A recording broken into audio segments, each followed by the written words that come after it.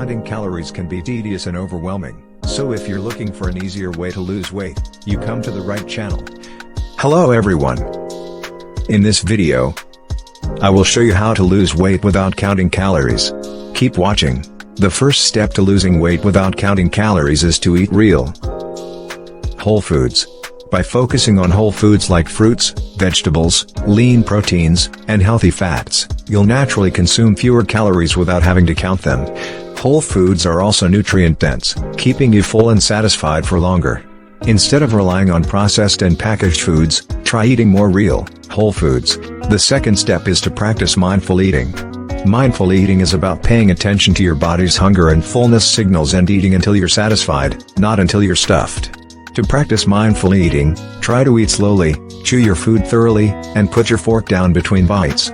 This will help you savor your food and enjoy it more while giving your body time to register when it's full.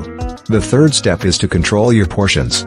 You don't have to count calories to control your portions, there are other ways to do it. One way is to use smaller plates and bowls to help you eat less without feeling deprived. Another way is to measure out your food using your hand. For example, a serving of protein should be about the size of your palm, and a serving of carbohydrates should be the size of your fist.